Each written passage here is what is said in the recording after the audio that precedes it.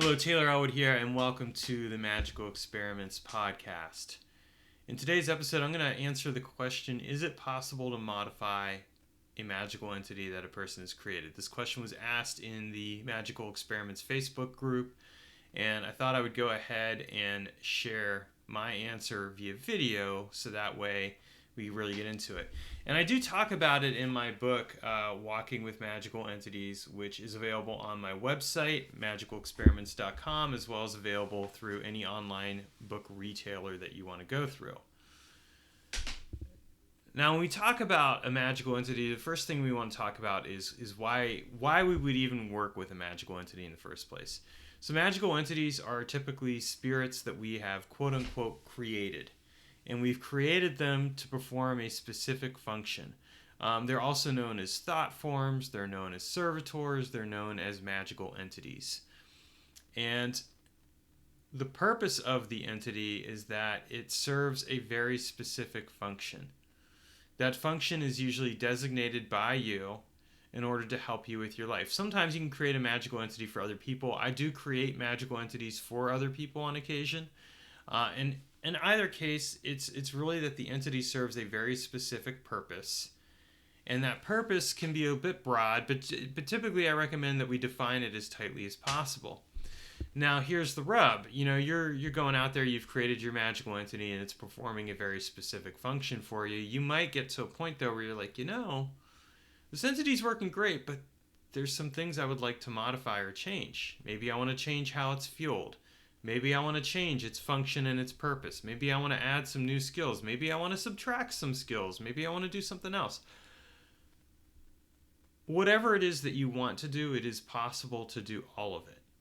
And it's important to remember that you can, in fact, change your magical entities, that you can create them, you can modify them, you can do whatever it is that you want to do with them. But a lot of people think that, well, once I've created an entity, I can't actually modify it. And I disagree with that idea. I think that, in fact, you can modify a magical entity. You can create one and you can change it. You can modify it.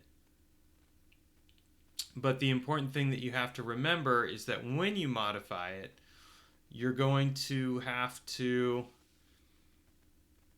update it in very specific ways and forms and functions. So if I'm going to modify an entity, I want to keep in mind that entity, why am I modifying it in the first place? What is it not doing that I want it to do? What are the results? So when I create a magical entity, I define the results first. Here's the results I want to accomplish, and then I define how the entity is going to accomplish those results, what powers it's going to use, and how it's fueled in order to accomplish its purpose.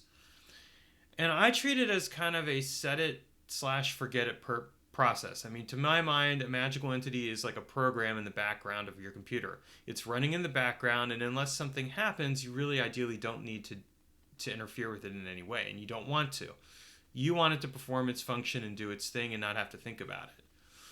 And as an example, I have an opportunity entity that I created back in 2002, still running, and I still get lots of opportunities all the time. And I just let it do its thing.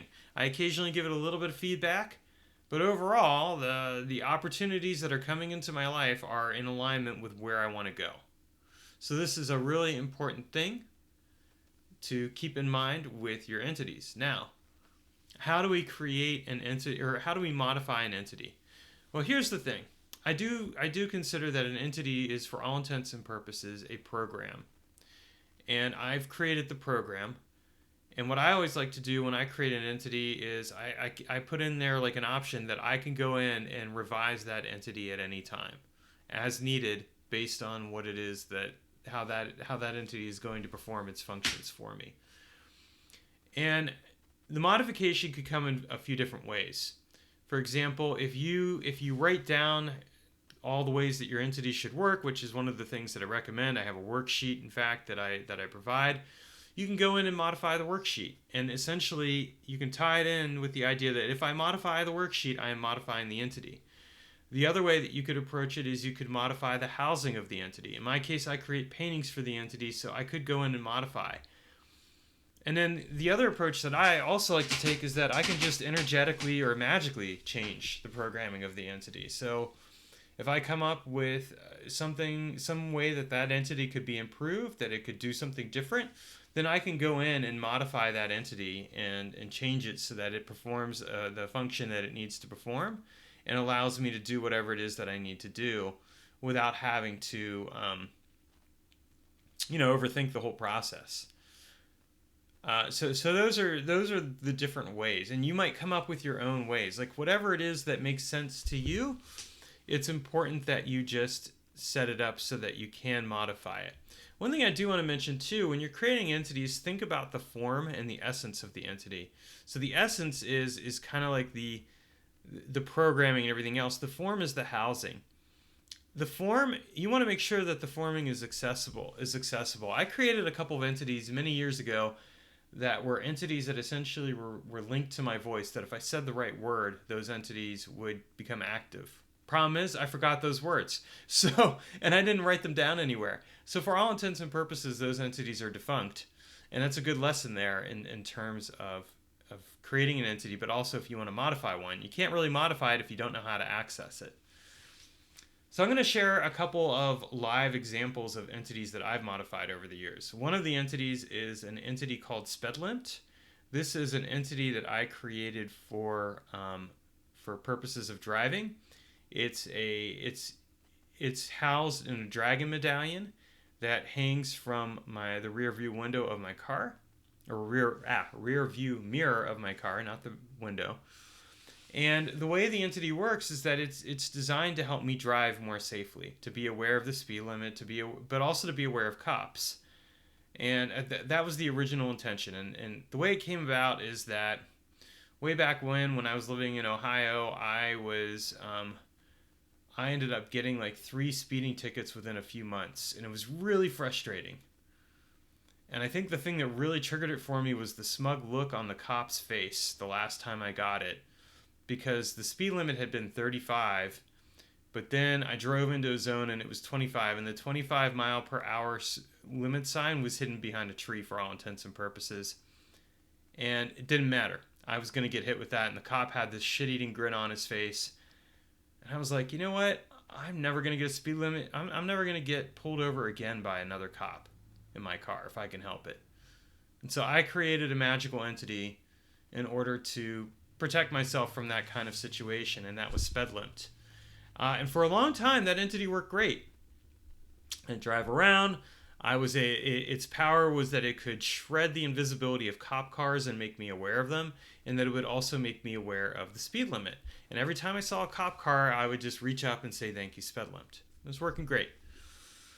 But then fast forward, it was, like a little over a decade ago, about 2012, I think, or 2011, I got 4 speeding tickets and my license got suspended.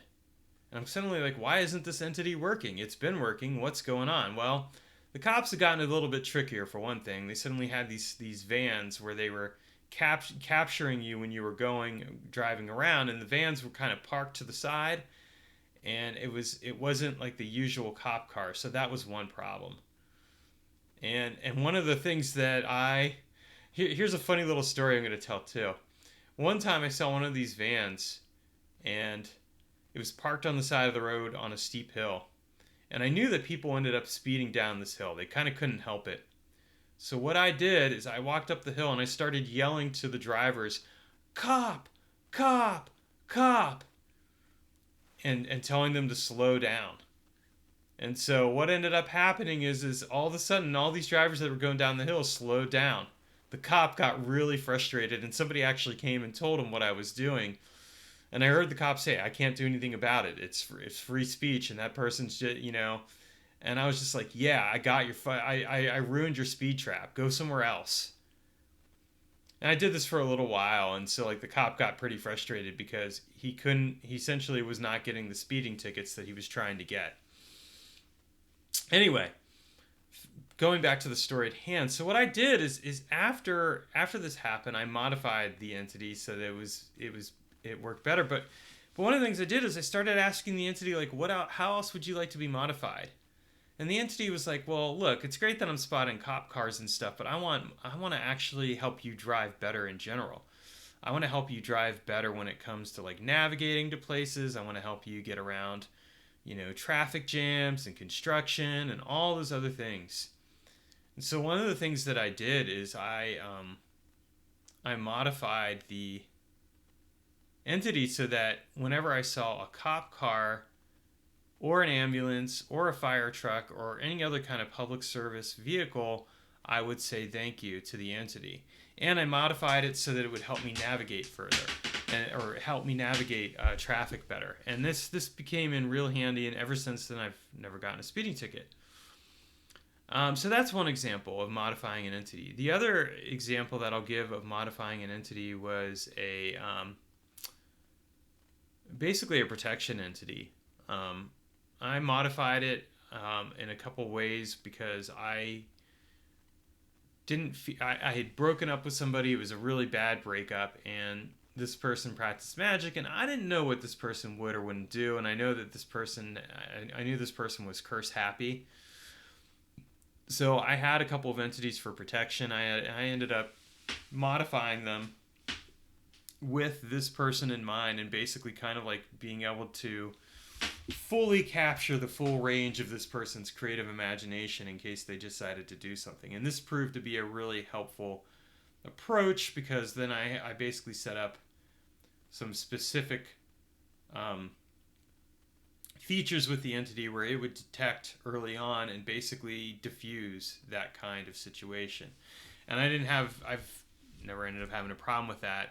So it was a really good lesson in terms of modifying an entity with a specific person in mind. So you can kind of keep this in mind for yourself. And what I would say is if you have any other questions about how to modify entities, drop them below in the video here, and I'll be happy to answer them. But that's what I wanted to share with you. So make sure you click subscribe, like this video, comment on it, and I appreciate hearing from all of you. Take care.